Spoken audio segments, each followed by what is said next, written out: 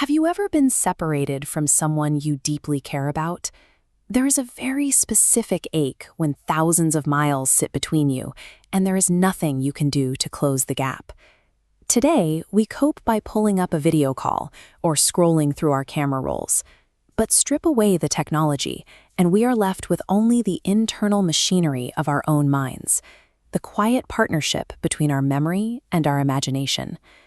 This is the title page of Shakespeare Sonnets, printed in 1609. The poems collected here explore obsessions with love, beauty, and time, with a significant number addressed to a figure known as the fair youth. In the sequence leading up to Sonnet 47, the speaker struggles deeply. Every mile between him and the fair youth is treated as an unbearable burden, an agonizing reality that entirely consumes his waking thoughts. Sonnet 47 introduces a shift in this dynamic. Instead of resisting the distance, the speaker proposes an internal peace treaty between his senses and his feelings, an attempt to find a workaround for the emptiness of absence. Shakespeare treats the speaker's eyes and heart as warring factions. The eyes are desperate to physically look at the person they love, while the heart aches with an unfulfilled emotional hunger. But they form a league, a cooperative pact, transforming from rivals into partners. This new arrangement works in two clear directions. First, they establish what happens when the beloved is actually standing right in front of them. During these moments of physical closeness, the eyes gather the image of the youth and pass that visual beauty down to satisfy the heart's longing. The external world is now doing internal work. The simple act of perceiving the person they love provides the exact emotional nourishment the heart requires. But what happens when the youth leaves? Once that physical presence vanishes, the system has to find a different way to sustain itself. This is where the flow reverses. The heart steps up to repay the favor it owes the eyes.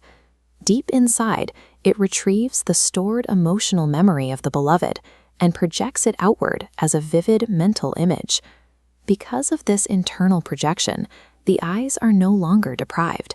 Even when staring into empty space, the power of imagination allows them to see the person they are missing.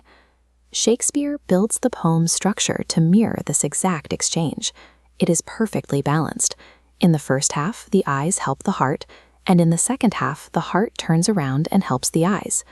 That structural symmetry is the point. Surviving time apart requires establishing a harmonious internal balance, rather than constantly fighting against the reality of separation. By the time we reach the final couplet, the speaker's overarching anxiety about being away from the fair youth is resolved. Because the eyes and the heart are now caught in this continuous loop of sharing, either through actual sight or remembered images, neither part of the speaker is ever left empty. This visual transition captures the result of that treaty.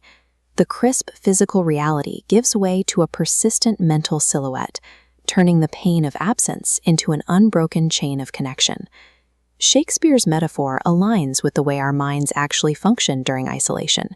He presents imagination as an active component of a relationship, a mental bridge that preserves a connection when physical reality cannot. We use this exact same mental machinery today. Whenever you look at an old photograph or vividly remember the voice of a friend or partner who lives far away, you are executing this exact same treaty. The miles between two people certainly hold the power to separate bodies, but as long as our memory and our imagination continue to keep their agreement, distance cannot separate our hearts.